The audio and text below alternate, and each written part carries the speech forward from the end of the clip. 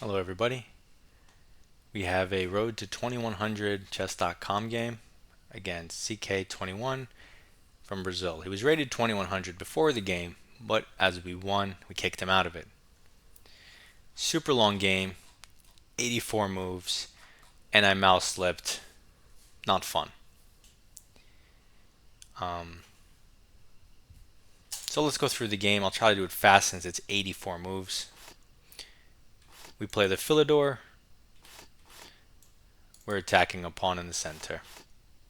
He defends the pawn. We gain space, create a pawn presence with e5. He takes for no reason unprovoked.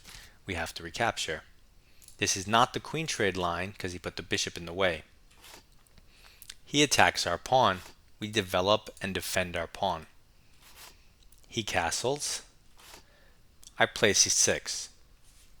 It's not necessary. You could have just developed your king side. But it's just a random move that controls the center, dominates his knight, opens the queen. But I recommend not doing it until he commits his knight first, because now he can avoid it. Anyway, it's playable. He develops and pins our knight. We get in a free improving move asking, are you really going to give it up? He does give it up. We have to take with the queen so we don't undefend our pawn. We're already at least equal. He gave us an easy opening. He goes h3, not a good move, and actually gives us this opportunity to go g5, g4, which I don't do because I don't want to do it with my development the way it is. Engine says it's best, but I don't really care. I just develop and center and prepare castling. Normal stuff, almost a pawn advantage, and I don't have to do anything crazy like g5. He retreats the knight, unclear why. I just castle. He offers a queen trade, but I don't want to help his knight develop, so I play a5, gaining space, improving my rook, trying to build up my position, and wait for him to take.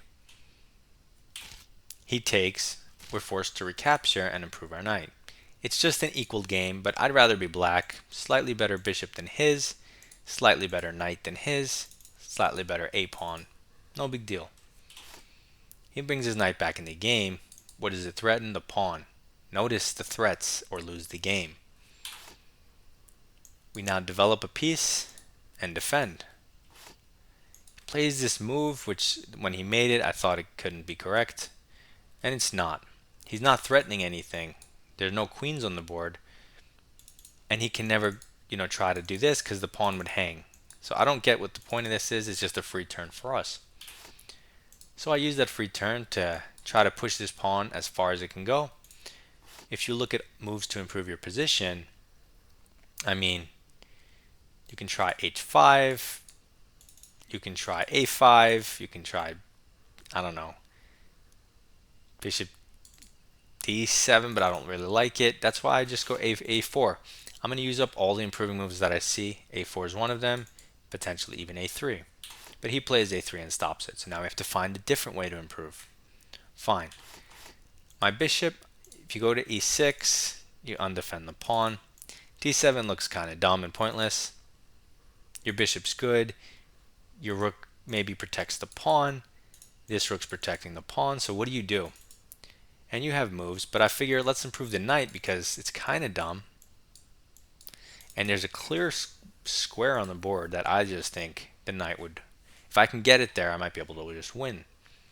So I decide to reroute my knight there because you don't need to do anything crazy. The position's kind of secure for both sides. But he created these weaknesses due to his g4 move. So now I have these two outposts. If I can get to them with my knight, now we're talking. So in my head, I said, let me reroute it here. Let me go boom, 1, 2, and then either here or here, 3, 4. So on 4 moves, I'll get it there. For some reason, when you calculate and then you pick the wrong move, for some reason I moved it this way instead of to h7, which blocks my bishop, but has the exact same idea of remaneuvering. But it blocks your bishop for one turn, so it's slightly inaccurate. In any case, whatever. He just improves his king. We continue with the remaneuver. We transpose to knight h7 lines. He goes here, which maybe he's going to hop it in here, but We have a bishop ready to take. The same cannot be said for him. So we continue our journey, and we know he can't stop us from getting it here. He puts his knight here, but it doesn't threaten anything, and mine comes with check. Mine's also an outpost, his is not an outpost. So it says we're -2 already against this 2100 positionally. We're not up anything. He moves his king because it was check. Don't take this bishop, please. For your strong knight, please do not do that right now. We didn't even move our bishop. We take his most active piece in one go. We connect our rooks in one go, and we get to go again because he's forced to take back. So now we get to improve. You could take the bishop only because it creates this backwards pawn, which can never push, and removing the weakness, and because on the turn after you can immediately attack it, but he can immediately defend, and then you calculate move by move. No reason to give up your strong knight just yet. So all my pieces look good, and my a-rook might be necessary here in case he attacks the pawn at some point. So out of the two rooks, this one doesn't need to be defended. Let me move this to d8, and now I'm threatening to take and pick up that pawn immediately without needing to waste the tempo bringing a rook over so it's stronger. And then he puts his knight here, making the trade even stronger, because at that line now, when I take the pawn, it's going to come with tempo on the knight. So now, and only now, that I'm -4, do I take the bishop, because I calculate, I infiltrate with tempo, has to be winning. He moves his knight, attacks the pawn. I improve a piece, defend a pawn, and dominate the position. Attack two different weaknesses, defend my own. Super strong piece, easily worth 4. He goes defensive, his rooks look terrible. He only has one piece to even talk about, the knight. It's not specifically doing anything, except it's stopping my infiltration square. And that's the one thing I don't like. I can't go rook d2. So I kick the knight. I determine that if he hops into our territory, he's asking for trouble. So he goes back. Now you could have infiltrated, but I calculate that taking the knight's just winning. I take the knight, forcing this bad structure, and now I control the d-file.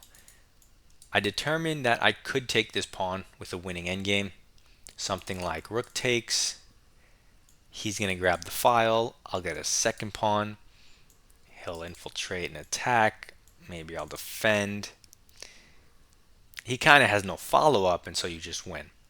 But because he's in our position, I chose against it and chose to go down a more foolproof path where he has 0 counterplay, and that's just double. Forget the pawn, just control the file. I'm already up a pawn. I have my win condition, and now I'll just positionally dominate him.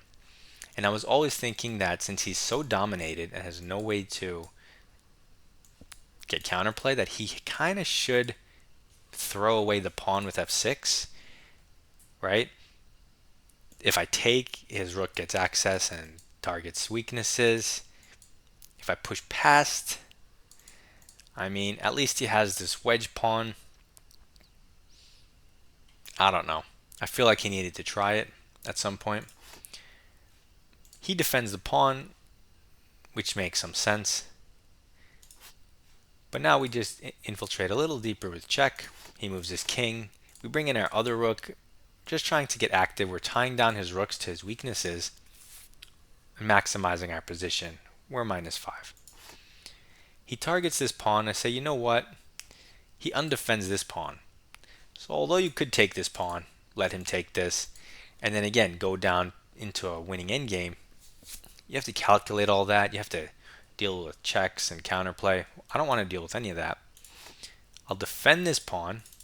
He's still losing the game. His pawn's still undefended, and I can maximize my position.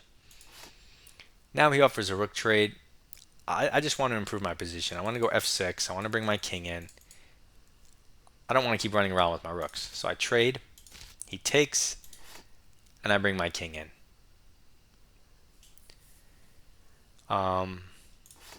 He brings his king to stop infiltration, and I just bring my king in.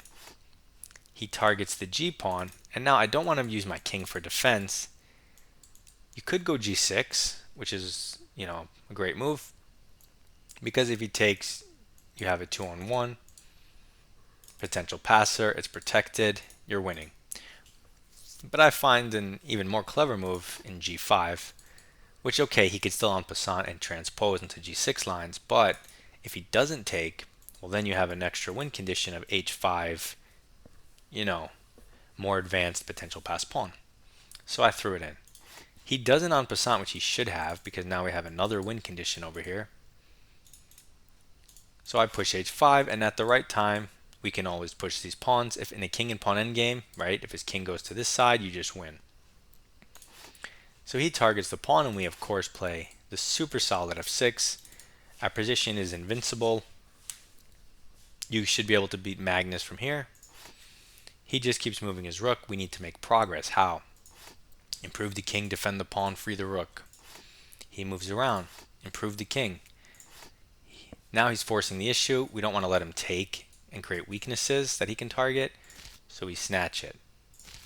Okay, we need to improve our king or our rook. Let's improve our rook. So we have lateral access. Boom, improve our rook. Our king prevents infiltration. So now we can target the weakness. He defends it. Let's improve our rook again. For free. Just lift it little by little. He defends the pawn. Let's improve our position again. If we improve our king, we undefend the center, we have to be careful. So I want to maximize my rook at all costs. So boom, improve it again. Now I have different access. He goes back, improve it again, right? Little improving moves. And now look how passive he got, and we didn't have to do anything. And here, I was playing so good, such solid controlling chess. And all I had to do, and I was going to do it, was play c5, c4, and just babysit the pawns while maintaining closed files so he can't get his rook in. But I calculated that g4 is also winning on the spot. And I don't like g4 because it opens up files for his rook. So definitely play c5, c4. But I couldn't help myself, and I played it. He takes, I take, he goes. And the whole trick is you win this pawn, and he can't even approach, so you win the other pawn. He has to do something. He moves his rook. Now you take this pawn with check, and now you have a protected passer. So although this is clearly winning, his rook, can now be annoying. So don't do this. Definitely just play the c pawn up. So he attacks the rook. We give a check and pick up another pawn. It's 4-on-1, clearly winning. Random check, improve our king. Random move. We just need to improve our rook to the only available square where it has full up and down. Random check, improve our king. He wants to hit both of our pawns, but we don't really care because we're up 3, so we can give away. So I decide to just give away a pawn, but I want it to be the f pawn, not the c pawn. I keep pushing. He takes.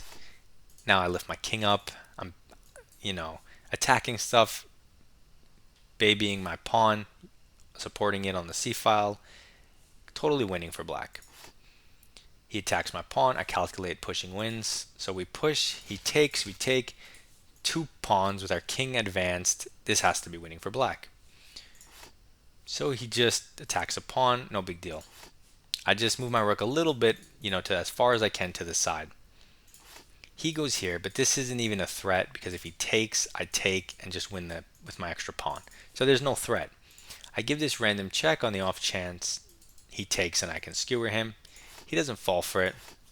I repeat once to gain 10 seconds and see what he does. He didn't fall for my trick, so now I went for a real move. King c4, hitting the rook, escorting the pawn. He goes back. We push the pawn. Check, and now we start the zigzag. Zig, check, zag, check. Zig, back, and now I'm supposed to zag and escort my pawn, and I mouse slip to king c1. So now my pawn's just hanging. That's not escorting. That's losing. That's giving up your +5 advantage. So when I did this, I was like, you gotta be kidding me. I just played this whole game and mouse slip my entire advantage away. So he takes it, and now I'm demoralized, saying, "Oh, what a rating points, like it's hard enough to gain rating with these wins because I'll gain like only a couple points, and now I'm just throwing wins away with this stuff." So I just make a random move hitting the rook. He goes here, and at any point he can just take, and it's a draw, but he doesn't. I give this check, one last cheapo to try to win the game. He doesn't fall for it, but he also doesn't maintain contact with the pawn, so now he can't take it. So I push it, and he gives a check, whatever, check, whatever. He goes here, and now at this point I'm like, oh, on his next turn he's obviously taking it for the draw, because why do you put his rook here? So I give a random check, and I think he's going to take the pawn, and I'll just hit the draw button. So he's literally one move away from me hitting the draw button, and he goes back. And I'm thinking to myself, wait a second, that can't be right. And even though the engine will say it's even, this looks a little suspicious now. So I go king d4, escorting my pawn and attacking his rook. He moves the rook. I give this check because if I push the pawn, he just blockades and he'll eventually just eat it easily. So I want to get his king outside of in front of the pawn, so I give a check. So he either goes here, which gives me some weird mating ideas, or he has to go away from the pawn. He goes away from the pawn, but now he's restricted on this rank, making it even harder for himself. So I move my rook because it was attacked. He gives me this check, and now I have the opportunity to win the game by going this way and defending with my rook. So I advance my king. He gives a check. I block. He goes here. And I actually make a move here that gives back the advantage and makes it a draw again. I'm supposed to go king f3, but I just instinctively lifted it up, thinking, oh, I'm just going to do the same thing, easy win. I forgot he has one opportunity right now to go king g2 and keep my king shouldered, so I actually can't go to the left ever, and if I ever try to go to the right, he'll just infinite check me. So you really needed to go here so he can't shoulder you. But I go here, and it's extremely understandable that we both miss it, because if I flip the board, I mean, if you're white here, this does not look fun. You're not really thinking about king moves here, right? You're thinking about rook moves. You're not like, oh, where should I move my king? That's just not what you're thinking about. So that's why it was easy to miss. He gives this check, we block. He avoids the rook trade, but goes on to a forkable square, and I calculate this as a win. I think he thought that if he takes, and I take, he has this, stopping my pawn. But that doesn't work because after this, it looks like my pawn is just toast, but it's not. I shoulder his king. He can't approach the pawn, and I just promote. After I made this move, he's like, whoops, and resigns. Oof. So, good game, 83 moves. One mouse slip. That king g2 move was definitely an oversight, but otherwise a really good game. We gained some points. Through this game, we got to 2048. We're still climbing. We're still learning. I'll see you in the next one.